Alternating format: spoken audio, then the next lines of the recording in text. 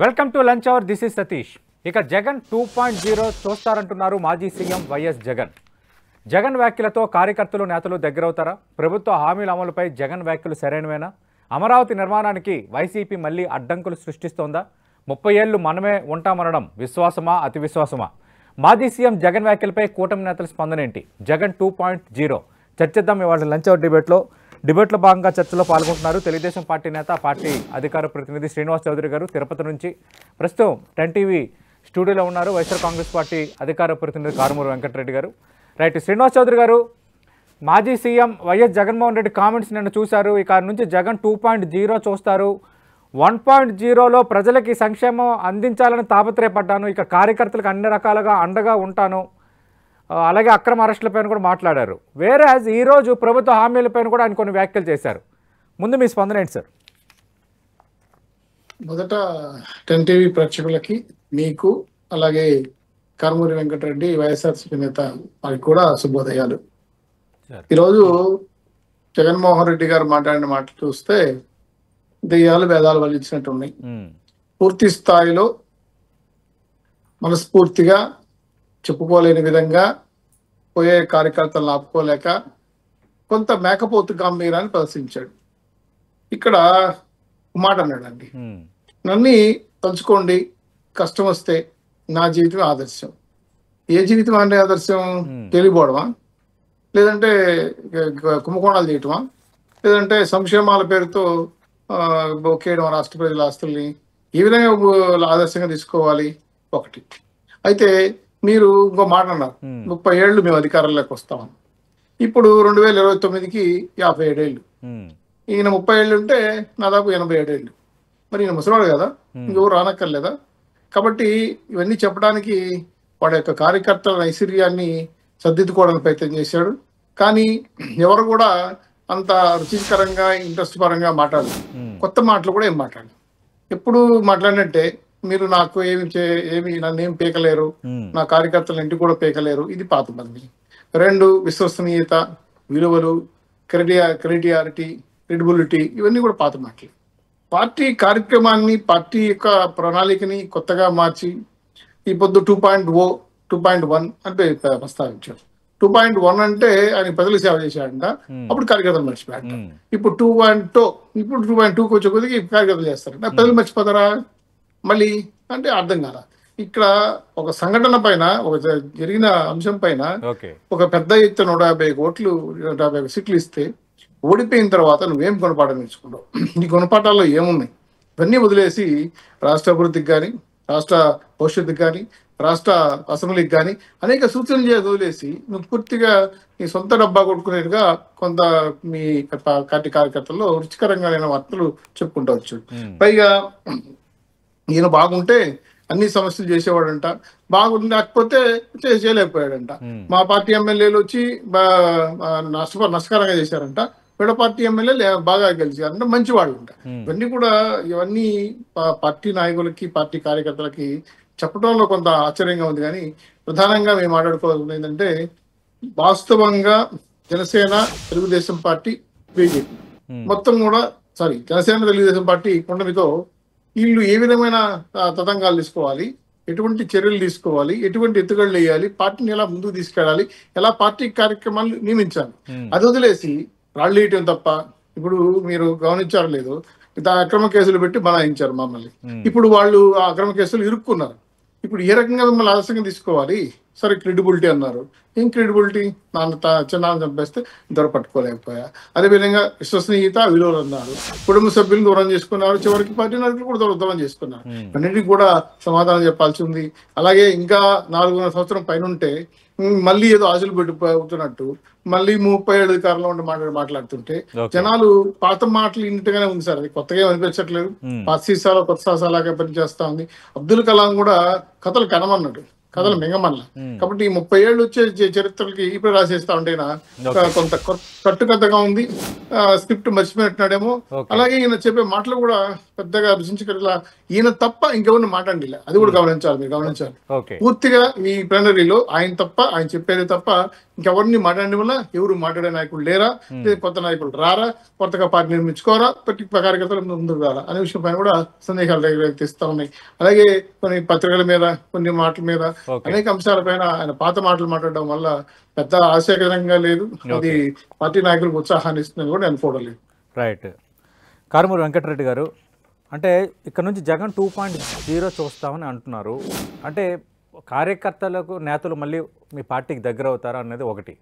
రెండోది 30 ఏళ్ళు ఇంక మనమే ఉంటాము అనడం అతి విశ్వాసం కాదా?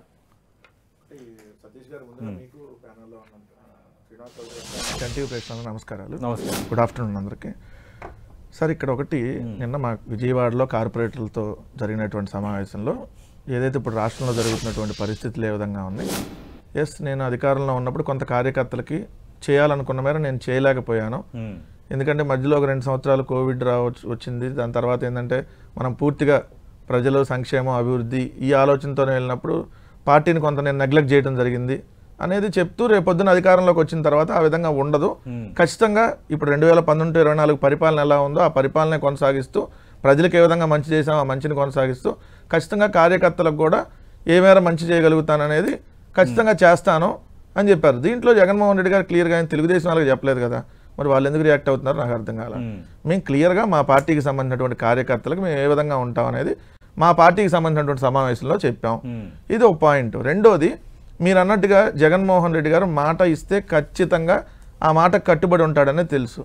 మేము 2014లో ఓడిపోయినా ఆ మాట కోసమే కట్టుబడి ఓడిపోయాం. 2024లో ఓడిపోయినా అది మేము చేయలేం కాబట్టి చేయలేమని చెప్పి ఓడిపోయాం. ఎందుకంటే జగన్మోహన్ రెడ్డి గారు 2009లో రాజకీయాల్లోకి వచ్చినప్పటి నుంచి 151 మంది ఎమ్మెల్యేలు సంతకాలు పెడితే తప్పిది, మనకు ఆ పార్టీ ఉంది, నేను పార్టీ నుంచి ఎంపీ అయ్యా, ఆ పార్టీ అధిష్టానం ఉంది, అట్లాంటివి చేయొద్దని చెప్పాడు. ఆయన పార్టీ నుంచి బయటకు వచ్చేటప్పుడు కూడా, ఎందుకంటే ఇవన్నీ తెలియాలి సార్, పార్టీ నుంచి బయటకు వచ్చేటప్పుడు కూడా ఆయన వైపు 2 దారులు. ఒకటి, ఇచ్చిన మాట కోసం నిలబడి ఓదార్పు యాత్ర చేయటం, లేదా పదవులు కాసిపడి కేంద్ర మంత్రో లేదంటే పిసిసి అధ్యక్షుడో భవిష్యత్తులో ముఖ్యమంత్రి ఆ పదవులు కాసిపడి అక్కడే మాట వదిలేసి ఉండటం. ఈ 2 వచ్చినప్పుడు ఆయన దేనికి నిలబడ్డాడు? ఇచ్చిన మాట కోసం నిలబడి జైలుకి కూడా పడి 16 నెలలు. సో జైలే మాకు కొత్త కాదు, 16 నెలలు మేము జైల్లో ఉండొచ్చు, మేము బెయిల్ మీదే ఉన్నాం. కానీ ప్రస్తుత ముఖ్యమంత్రి కూడా రోగాలకు సంబంధించినటువంటి మధ్యంతర బెయిల్లో వచ్చాడు కదా బయటికి, స్కిల్ డెవలప్మెంట్ కేసులో. సో మరి అది వాళ్ళు కూడా మర్చిపోకూడదు. ఇదో పాయింట్. రెండో ఒక అంశం క్లియర్గా, దాని తర్వాత 2014 ఎన్నికల్లో కూడా మేము ఓడిపోవడానికి కారణం ఏంటి? మేము ఇది చేయలేం, రైతు రుణమాఫీ చేయలేం, డ్వాక్రా రుణమాఫీ చేయలేం, ఇవన్నీ చెప్పుకొని వచ్చాం. సో చంద్రబాబు నాయుడు ఇవన్నీ చేస్తానని మిమ్మల్ని మభ్య పెడుతున్నా అన్నాం. సో మేము ఓడిపోయాం. 24లో కూడా చూడండి సార్, మా నాయకులు కూడా ఒక 50,000 అన్న రుణమాఫీ చేద్దామన్నా, చంద్రబాబు నాయుడు అమ్మఒడి ఎంతమందికి ఉంటే అంతమందికి ఇస్తా అన్నాడు. మనం కూడా చెబుదాం, పెన్షన్లు మనం సంవత్సరం 500 ఇప్పుడే పెంచేద్దాం అంటే మన బడ్జెట్ లేదు, మనం చేయలేమని చెప్పాడు. చంద్రబాబు నాయుడు నమ్మితే మోసపోతారని చెప్పాడు. ఇప్పుడు అదే అయింది కదా, మేము మంచి చెప్పి మేము చేయలేని చేయలేమని చెప్పాం వాస్తవంగా. సో అది మా క్యారెక్టర్, అది మా క్రెడిబిలిటీ. అధికారం కోసం అడ్డదారులు తొక్కల, అధికారం కోసం ఒక రోజు మోడీని తిట్టడం, ఇంకో రోజు మోడీ అంత గొప్పవాళ్ళు లేడంటాం, ఓ రోజు పవన్ కళ్యాణ్ గారి తల్లిని తిట్టడం, ఇంకోసారి పవన్ కళ్యాణ్ గారి తల్లి దగ్గరికి వెళ్ళి చాలా మంచి వాళ్ళు మీరని చెప్పడం, ఈ టైప్ ఆఫ్ మేము పాలిటిక్స్ చేయలేదు, భవిష్యత్తులో కూడా చేయమని చెబుతున్నాం. భవిష్యత్తులో కూడా మేము ఇప్పుడు వరకు ఏ రాజకీయాలు అయితే చేశామో అలాంటి రాజకీయాలనే చేస్తా. దాంట్లో ఇంకొంత ఏదైతే కార్యకర్తలకు సంబంధించిందంటో మేము మెరుగ్గా వెళ్తాము. ఇప్పుడు కూడా ఏదైతే రాజకీయాల్లో శాశ్వత మిత్రులు శాశ్వత శత్రువులు ఉండరు కదా, అంటే రాజకీయాల్లో 100 సార్లు తిట్టుకుంటారు, 100 సార్లు వ్యక్తిగతంగా లక్ష్యాలు వేరుంటాయి. మాకు వ్యక్తిగతంగా ఎన్డీఏ నుంచి, కేంద్రంలో అధికారంలో ఉన్న బీజేపీ లెడ్ ఎన్డీఏ నుంచి రీజనల్ పార్టీస్ వరకు చాలా పార్టీలు అటు ఇటు మారటము, కలవటము, కొన్నిసార్లు విడివిడిగా పోటీ చేయటం చాలా సందర్భాల్లో. సార్ మాకు వ్యక్తిగతంగా ఎవరు శత్రువు కాదు, బట్ రాజకీయ పరంగా వీళ్ళందరూ మాకు శత్రువులే. వాళ్ళు మమ్మల్ని వ్యక్తిగతంగా టార్గెట్ చేసి మరి మమ్మల్ని శత్రువులుగా భావించారు. ఎందుకంటే మేము రాజకీయాల్లోనూ వాళ్ళ శత్రువులు, ప్రతిపక్షం వాళ్ళ అవతల పక్షంగా మేము చూసాం, కానీ వాళ్ళు ఆ విధంగా చూడకుండా వాళ్ళు ఇష్టానురాజ్యంగా ఎన్ని మాట్లాడారు, జగన్మోహన్ రెడ్డి గారి మీద ఎన్ని వ్యక్తిగత దోషణలు చేశారు, ఇప్పటికి స్టిల్ ఎలా చేస్తున్నారు. సాక్షాత్ స్పీకర్ గా ఉన్న వ్యక్తి జగన్మోహన్ రెడ్డి భౌతికంగానే బతుకున్నాడు కదా, భౌతికంగా లేకపోతేనే కదా వైఎస్ఆర్ కాంగ్రెస్ పార్టీ పోయేది, ఈ రకాల మాటలు ఇవన్నీ మనం చూసాం. సో మేము ఏ రాజకీయ పార్టీతో భవిష్యత్తులో కూడా మేమైతే పొత్తులు అంశాలకు వెళ్ళేటటువంటి ఆలోచన లేదు. ఓకే. క్లియర్ గా మాకంటూ ఒక స్టాండ్, మా విలువలు, మా విశ్వసనీయత, ఓడిపోయామా గెలిచామా అది సెకండరీ సార్. ఓటమి గెలిపి ఎవరికైనా ఎగ్జామ్ రాసిన ప్రతి ఎగ్జామ్ లో పాస్ అవరు, ప్రతి ఎగ్జామ్ లో ఫెయిల్ అవరు. సో దానికోసం అడ్డదారులు దొక్కి లేదంటే ఇన్విజిలేటర్ మేనేజ్ చేసాం లేదంటే పేపర్ లీక్ చేసుకుని ఆ పాస్ అయ్యేటటువంటి టైప్ మంద కాదు. ఏం కాదు సార్, ఓడిపోయాం, ఏమైంది ఇప్పుడు? వైఎస్ఆర్ కాంగ్రెస్ పార్టీకి ఓడిపోయినంత మాత్రాన్ని మేము 14లో ఓడిపోయాం, 19లో గెలిచాం, కార్యకర్తలకి ఈసారి నేను ఖచ్చితంగా గొప్పగా చేస్తాము, దగ్గర ఉంటామని అన్న దానిపైన టీడీపీ నేతలు కూడా రెస్పాండ్ అయ్యారు. కార్యకర్తల పార్టీ అంటే తెలుగుదేశం పార్టీ, కార్యకర్తల భరోసా విషయంలో తెలుగుదేశం పార్టీ మారిపోయారు అని అనటము. రెండోది మామూలుగా కూడా బయట అనుకుంటారు కొంచెం తెలుగుదేశం పార్టీ క్యాడర్ విషయంలో కొంత చాలా కేర్ఫుల్గా ఉంటారు అని. సార్ మేము కార్యకర్తలకు భరోసా ఉంటామనే విషయంలో తెలుగుదేశం వాళ్ళు ఉన్నట్టు మేము ఉండం సార్.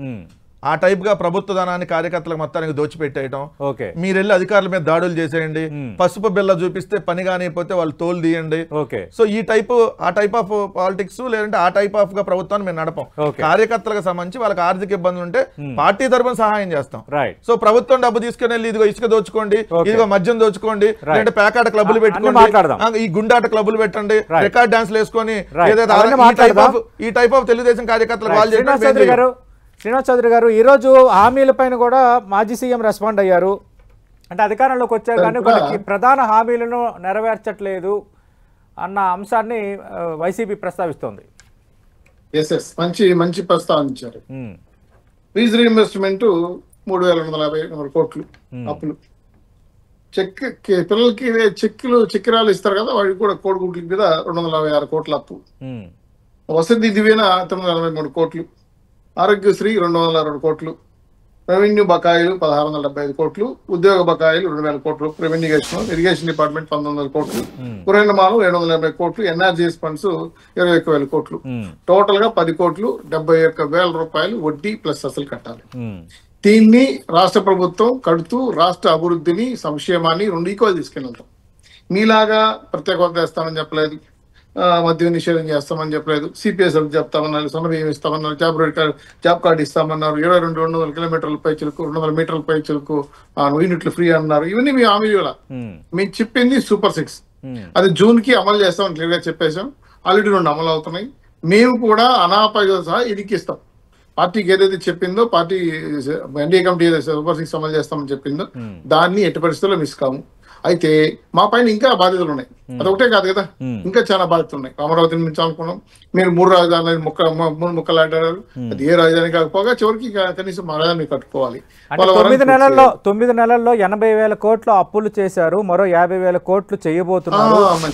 మరి అప్పులు చేసి ఏం చేశారు? పేదలకు ఏమైనా పథకాలు ఇచ్చారా? ఇది మేమేం చేసామంటే ప్రస్తావించింది బటన్ నొక్కలేదండి. బటన్ నొక్కల మా సీఎం గా పనిచేసాడు. బటన్ నొక్కడం అంటే ఏంది? మా ఇంట్లో బిందులు కోదబెట్టి పరమానం పెట్టల, బిర్యానీ పెట్టల. ఈ డబ్బులు ఇచ్చిన డబ్బులు కూడా అమరావతి అభివృద్ధికో, పోలవరం అభివృద్ధికో, లేదంటే R&R ప్యాకేజ్ కిందనో మీరు నిలబెట్టేసిన బకాయిలు 20,000 పైసలకు మేము బకాయిలు కట్టాం. ఇవన్నీ కూడా ఏంటంటే పాత బకాయిలను కడుతూ బ్రాండ్ అంబాదిని పెంచుతూ రాష్ట్ర వ్యాప్తంగా ఉన్నటువంటి పెట్టుబడులు, అలాగే రావాల్సిన బకాయిలు, అలాగే ఎనర్జీ ఫండ్స్, ఇవన్నిటిని కూడా సవబాలు చేస్తూ వచ్చాం. పార్టీ నడపడం అనేది మీ పార్టీ ఏ పార్టీ అయినా పాత ప్రభుత్వం పరంగా నడిపిన కాగితాల ప్రకారం లెక్కలు ఉంటాయి. ఆ లెక్కల ప్రకారం అప్పులు కట్టాలి కదా, అది రాష్ట్ర ప్రభుత్వం ఏ రాష్ట్ర ప్రభుత్వం చెల్లించాలి. సో మేము వదిలేయలేదే, మీ సంక్షేమం వదిలేయలేదే, లేదంటే అభివృద్ధి వదిలేయలేదు. ఈరోజు ఈ స్థాయిలో ఎదుగుతుందా అంటే దాదాపు 77,000 కోట్ల రూపాయల ప్రజలకు పెట్టుబడులు వచ్చాయంటే, అమరావతి వైజాగ్ జోన్ కట్టుకుంటున్నాం, వైజాగ్ జోన్ వచ్చేసింది, బాల్దేరు అప్ చేశారు, అలాగే మన అమరావతికి పాటు విశాఖ స్టీల్స్ దీనికి సంబంధించి కూడా ఫండ్స్ తీసుకోగలిగాం. అలాగే అమరావతి డెవలప్మెంట్ తో పాటు ఇంకా అనేక అంశాలు ఎన్ఆర్జీఎస్ ఫండ్స్ కలిపి మనకు వస్తున్నాయి. ఇవన్నీ కూడా ఏంటంటే రాష్ట్ర ప్రభుత్వం కేంద్ర ప్రభుత్వం కలిసి పనిచేయటం వల్ల, ఇండియా కూటమి చేయడం వల్ల ఈ కార్యక్రమాలు కూడా సక్సెస్ అవుతున్నాయి. వికసిత ఆంధ్రప్రదేశ్ కి వికసనాలు కట్టుబడి ఉన్నాం. రాష్ట్ర వ్యాప్తంగా అభివృద్ధి సంక్షేమం కలుపుకుంటూ, మీరు చేసిన అప్పులు బకాయి తీర్చుకుంటూ, ఇంకా కూడా చాలా కొద్దికి వస్తున్నాయి. కాబట్టి వాటిని అంతా కూడా పరిష్కరించుకుంటా, సమస్యలు చెప్పుకుంటా, అలాగే రాష్ట్ర అభివృద్ధి కోసం ముందుకెళ్లాల్సిన బాధ్యత మాకుంది. మీలాగా తప్పుడు కేసులు పెట్టి ప్రతిపక్ష నాయకులు మూసేయడం, తప్పుడు కేసులు పెట్టి కార్యకర్త మీద మూసేయడం, పార్టీ 1 జీవోలు ఇవ్వడం, జీవో నెంబర్ ఇవ్వడం, అలాగే అవసరం చేయడం మేము క్లియర్ గా ఉన్నాం. మరి సంక్షేమ కార్యక్రమాలతో పాటు అభివృద్ధి కార్యక్రమాలు చేస్తున్నాం. తప్పు చేసిన వాళ్ళని చట్టపరంగా చర్చించమని చెప్పి ప్రభుత్వాన్ని కోరుతున్నాం. పార్టీ నాయకులు, పార్టీ కార్యకర్తలు అలా విధంగా ఎవరు తప్పు చేసినా ఒప్పుకునే సమస్య లేదు. మీరు చెప్పే అభియోగాలన్నీ కూడా మీ సొంత కార్యక్రమాలుగా మాడుకుంటున్నారు తప్ప పార్టీకి, ప్రజలకి, అదేవిధంగా ప్రజల మధ్యలో ఉన్నటువంటి కార్యకర్తలకి సమపాళ్ళలో న్యాయం చేసుకుంటూ ముందుకెళ్తున్నాం. రేపు 29 ఎలక్షన్స్ కూడా మేమన్నీ అనాపైసత చెల్లించి పూర్తి స్థాయిలో కట్టుబడి మాట ప్రకారం పనిచేస్తామని చెప్పి వచ్చిన తర్వాత ఎన్నికలకు వస్తామని చెప్పి చెప్తున్నాం. ఇది కాకుండా మీరు వెంకటరెడ్డి గారు అంటే హామీల అమలు విషయంలో ఖచ్చితంగా ఇచ్చిన సూపర్ 6 తో పాటు అన్ని హామీలు నెరవేర్చి 2029 ఎన్నికలకు వెళ్తామని తెలుగుదేశం పార్టీ నేతలు చెప్తున్నారు. Point number 1. నెంబర్ 2, ఇంకా వీళ్ళు అధికారంలోకి వచ్చే ఏడాది కూడా కాలేదు. సరే, హామీల అమలుపైన, పథకాల అమలుపైన, ప్రజల కష్టాలపైన ఒక రాజకీయ పార్టీకి మీరు మాట్లాడడంలో తప్పు లేదు, నేను రెండో అభిప్రాయం లేదు. కానీ ఇంకా వాళ్ళు అమలు పరుస్తామని చెప్తున్నారు కదా. నెక్స్ట్ జూన్ నాటికి మిగతా హామీలన్నీ కూడా నెరవేరుస్తాం. సూపర్ 6లో ఆల్రెడీ ఒక 2 హామీలు అమల్లో ఉన్నాయి అని చెప్తున్నారు. లేదు సార్, సూపర్ 6లో వాళ్ళు వచ్చిన హామీలో పెన్షన్లు అనేది లేదు. ఓన్లీ మీరు అన్నటువంటి దీపం పథకం కదా 3 గ్యాస్ సిలిండర్లు, అది కూడా ఈ ఏడాది ఒకటే గ్యాస్ సిలిండరు, 2 గ్యాస్ సిలిండర్లు కోత పెట్టారు. 2,50,00,000 గ్యాస్ కనెక్షన్లు ఉంటే 80 లక్షలు ఎంతమందికి గ్యాస్ కనెక్షన్లకే ఇస్తామని చెప్పి 900 కోట్లు రిలీజ్ చేశారు. దాని బడ్జెట్ 4,000 కోట్ల పైన ఉంది. సో దాంట్లో కూడా ఇప్పుడు మన 45 గంటల డబ్బులు పడాలి. ఇప్పటికీ 50% మందికి ఇంకా డబ్బులు పడాల. సో 45 రోజులు 50 రోజులు డబ్బులు పడినటువంటి పరిస్థితి. ఇది పాయింట్ నెంబర్ 1. సూపర్ 6తో పాటు 143 హామీలను వాళ్ళు ఇచ్చారు. దాంట్లో మీరు అన్నట్టు మేము ఆటో వాళ్ళకి 10,000 ఇస్తే వీళ్ళు 15,000, మేము మత్స్యకార భరోసా 10,000 ఇస్తే వాళ్ళు 20,000, ఇట్లా అనేక హామీలు ఉన్నాయి. సో దాంట్లో మీరు అధికారంలోకి వచ్చిన 7 నెలల్లో అన్ని హామీలు నెరవేర్చారు.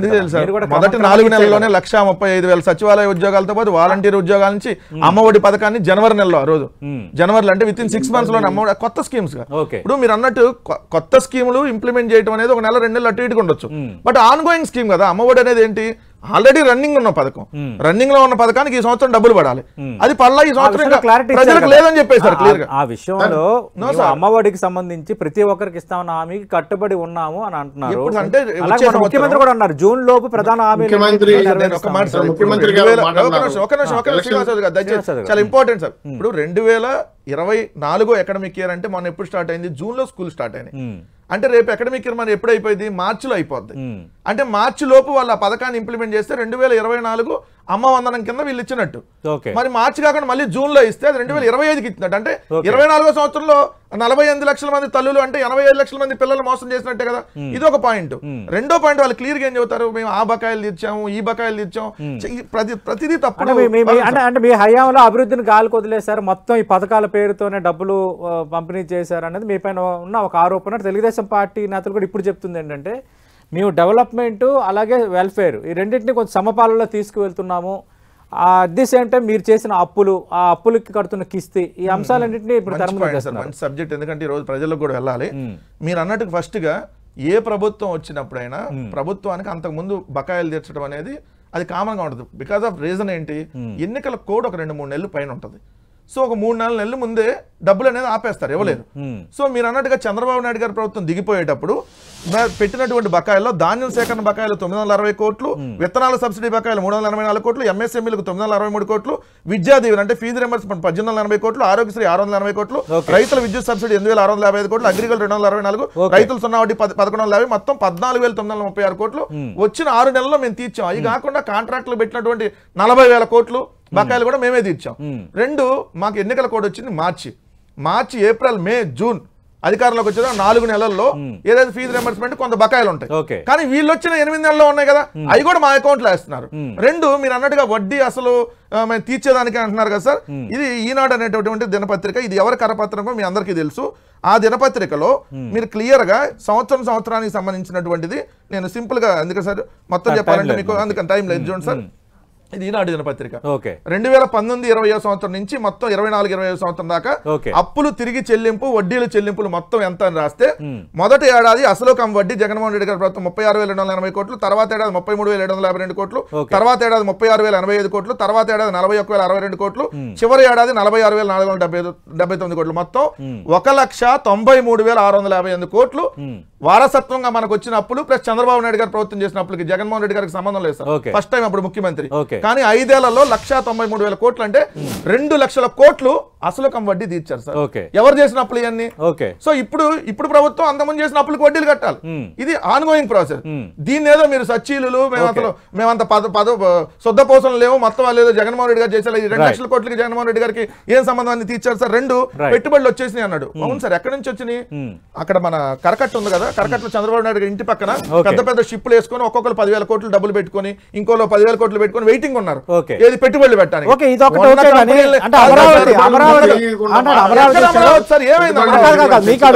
మీకు అడుగుతున్నా అంటే అమరావతి విషయంలో కూడా మళ్ళీ ఇప్పుడు వైసీపీ కొంత అడ్డంకులు సృష్టిస్తోంది అని అంటున్నారు. అంటే ప్రపంచ బ్యాంక్ కి లేఖలు దయచేసి ఆడలేనమ్మ మధ్యలో ఓడు లాగా మీరు 4వ సారి ముఖ్యమంత్రి. ఈ భూ ప్రపంచంలో మీ అంత సీనియర్ లేడని చెబుతారు. మాకు ఆఫ్టర్ ఆల్ 11 మీ దృష్టిలో, మేము ఆఫ్టర్ ఆల్ పులివెందుల ఎమ్మెల్యే మీ దృష్టిలో. ఏది మీరేమో 164 మంది, ఇంత పెద్ద సంత ఉంది కదా, ఎంత ఉంది కదా, మేమే ఎంత ఉన్నాం కదా. కాదు సార్, మేమే ఎంత ఉన్నాం కదా, మీరే ఎంత ఉన్నారు కదా. మరి ఎంతోళ్ళు అడ్డంకులు సృష్టిస్తున్నా అని ఇన్ని మీడియా సంస్థలను పెట్టుకొని ఇన్ని యూట్యూబ్ అడ్డంకులు సృష్టిస్తున్నా నమ్మటానికన్నా కొంచెం నమ్మరంట్రా బాబు అని సినిమాలో ఉంటుంది సార్. నమ్మండ్రా బాబు అని చెప్పినట్టుగా మాకు అమరావతికి అడ్డం మేము ప్రపంచ బ్యాంక్ ఏమన్నా మేము లేఖ రాసాము డబ్బులు మేమన్నా ప్రపంచ బ్యాంక్ లేఖ రాసి 15,000 కోట్లు ఇవ్వద్దన్నా? మేమన్నా బల్క్ డ్రగ్ పార్కు చండాలము, ఈ బల్క్ డ్రగ్ పార్క్ వద్దని యనమల రామకృష్ణ లాగా మేమన్నా లేఖ రాసి ఆపామా? చెప్పండి సార్, మీరు దేన్ని ఆపాము? మేము మీరు అడ్డగోలుగా అప్పులు తెచ్చి కాంట్రాక్టులకు దోచిపెట్టే కార్యక్రమం సార్. కాదు సార్, 22 నుంచి 23 కోట్లు కిలోమీటర్ జాతీయ రహదారులో ఉంటే అమరావతిలో రోడ్డు మాత్రం కిలోమీటర్ 53 కోట్లు అంట. మన 200 కోట్లు ఇచ్చిందంట కిలోమీటర్లు. వైఎస్ఆర్సీపీ వాళ్ళు అమరావతికి వ్యతిరేకంగా లేఖలు రాశారని చెప్తున్నారు. రాయకూడదని రూల్ ఏం లేదు కదా, రాశారు. చెడగొట్టాలని ప్రయత్నం చేస్తారు. చూపించండి సార్, కాకపోతే మేము ఎదుర్కోగలం. మాకు శిక్ష మధ్యాహ్నం రాశామని చూద్దాం, చూపించండి. ఇదిగో మేమేమో జగన్మోహన్ రెడ్డి గారు కేంద్ర ప్రభుత్వానికి బల్క్ డ్రగ్ పార్క్ వద్దు అని లేఖ రాశాడా? అమరావతికి మీరు డబ్బులు ఇస్తా అంటే ఏమన్నా వద్దన్నారా? సార్ మీరు అమరావతికి అప్పులు కాదు, మీరు కేంద్ర ప్రభుత్వం దగ్గర కాదు సార్, వీళ్ళు కూర్చోవాలి కేంద్ర ప్రభుత్వం దగ్గర ఒక 10,000 కోట్లు అమరావతికి. శభాష్ చంద్రబాబు నాయుడు. ఎవరు చేస్తారు సార్ అది? పూచికత్తు ఏంటి అంటే ఆంధ్రప్రదేశ్ వాళ్ళు ఓరక ఇచ్చారా? షూరిటీ ఇస్తే వాళ్ళు కడతారా? అమరావతి అభివృద్ధి అమరావతిని కట్టారా? పోలవరం కట్టారా? ఏం కట్టలేదు. 5 ఏళ్ళు పోతాం నానబెట్టేశారు కదా, పోలవరం లేకుండా చేశారు కదా, అమరావతి లేకుండా చేశారు కదా. కడుతున్నాం, కట్టిన తర్వాత సంపద సృష్టించుకుంటాం, అమరావతి ఏర్పాటు చేసుకుంటాం కదా. ఈ లోపల మీకు ఎందుకు తొందర? ఇంకా బోల్డ్ టైం ఉంది, 4 సంవత్సరం ఉంది. అమరావతి పూర్తి చేస్తాం. మీకు ఖచ్చితంగా మేము చెప్పాల్సిన పోలవరం పూర్తి చేస్తాం. మేము చెప్పిన హామీలన్నీ పూర్తి చేస్తాం. పార్టీ ఎన్డీఏ కూటమి తెలుగుదేశం పార్టీ ఆధ్వర్యంలో ఏమైతే చెప్పామో అది రెడీగా ఉన్నాం. మీరు మీ పార్టీ నాయకులు మీ వ్యవహారాలు కూడా మీ చక్కబెట్టుకోవడానికి మీరు ప్రయత్నం చేయండి. అంతేగాని మాట మాట్లాడారు. అంటే ఇప్పుడు అమరావతి మేము నాశనం చేశామన్నారు, మళ్ళీ ఇప్పుడు అమరావతి పూర్తి చేస్తా ఉన్నారు. పోలవరం వీళ్ళు కట్టేసిందని మేము నాశనం చేశామన్నారు. అధికారంలోకి వచ్చిన తర్వాత విశాఖ స్టీల్ ప్లాంట్ సంబంధించి ఒక ప్యాకేజ్ వచ్చింది. ఏం చేశారు సార్? దేనికి ప్యాకేజ్? 38,000 కోట్లు సార్. సతీష్ గారు 38,000 రూపాయలు అప్పు సరిపోతాడు.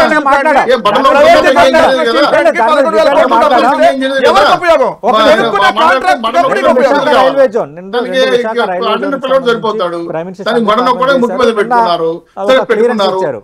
ఏ సంస్థలైనా ఏ వ్యవస్థలైనా బాగున్నాయా? Railway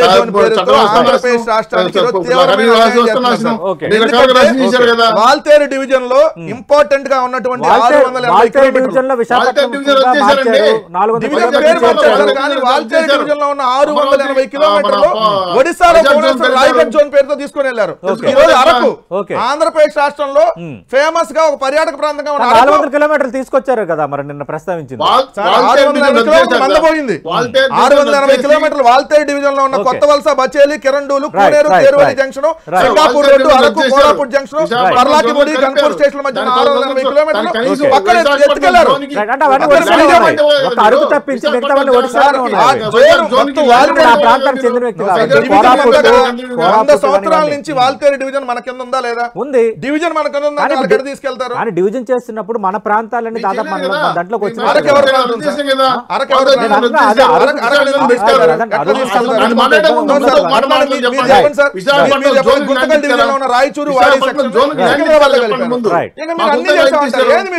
right. అంటే తెలుగు ప్రాంతాలు దాదాపు అన్ని కవర్ అయ్యాయి అన్న దీంట్లో సౌత్ విశాఖపట్నం జోన్ అయింది. South Coast